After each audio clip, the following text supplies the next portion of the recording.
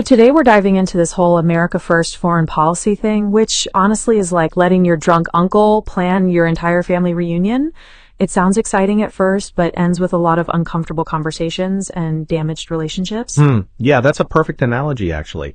And what's fascinating is how this policy basically took the entire diplomatic playbook and decided to use it as a coaster for its Make America Great Again energy drink. Right? It's like watching someone play Jenga while wearing boxing gloves. You know it's not going to end well, but you can't look away. The historical roots of this go back to the early 20th century, but it really got its modern makeover during the 2016 campaign. Oh God, don't remind me. It's like when someone discovers an old-fashioned trend and brings it back, but somehow makes it worse. Like diplomatic cargo pants, if you will. You know what's particularly interesting? Before 2016, this kind of policy was considered about as fashionable as a mullet at a Milan fashion show. And somehow it became the equivalent of diplomatic supreme.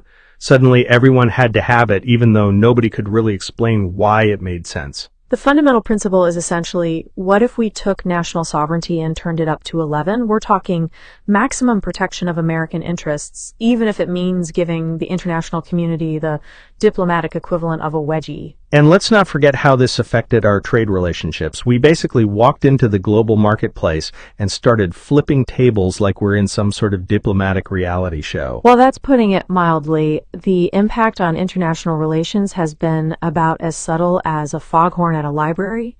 We've basically gone from let's all work together to sorry, can't hear you over the sound of how awesome we are. You know what kills me? The way we handled the NATO situation.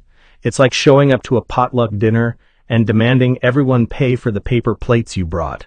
And then complaining that nobody appreciated your contribution enough. It's diplomatic passive aggression taken to an art form. You know what's fascinating, though? When you look at the actual case studies, like pulling out of the Paris Climate Agreement, it's like watching someone rage quit a multiplayer game because they didn't get to make all the rules. And then there's the whole tariff situation, which was about as well planned as trying to catch a fruit fly with a sledgehammer. Speaking of which, can we talk about how this affected our allies? Because that's been about as smooth as trying to explain TikTok to your grandparents. Oh God, yes. We essentially told our longest-standing allies to take a number and wait in line behind our shiny new America First banner. The thing is, these relationships that took decades to build are being treated like casual Tinder matches. Sorry, NATO, it's not you, it's me. Actually, no, it is you. You're not paying enough for dinner. And don't even get me started on how this affected our standing in international organizations. We went from being the cool kid at the lunch table to that one person who won't stop talking about their CrossFit routine. Exactly.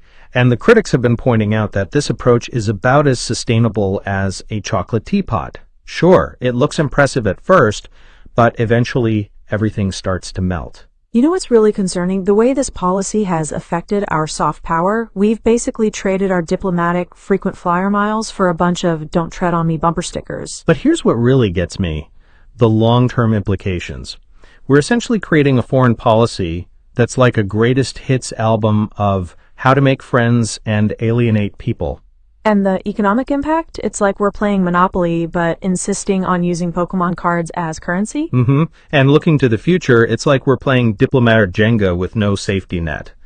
The next administration, whoever they are, is basically inheriting a game of international relations Tetris, where all the pieces are oddly shaped. Right, and at some point, someone's going to have to clean up this diplomatic equivalent of a teenager's bedroom.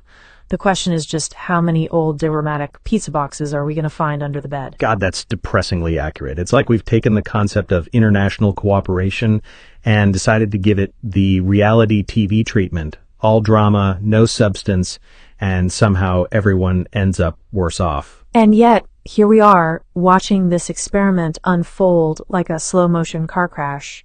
Except the car is made of American exceptionalism, and the airbags are filled with tariffs. You know what's truly ironic? For a policy that's supposed to put America first, it's done a spectacular job of putting America in timeout on the global playground.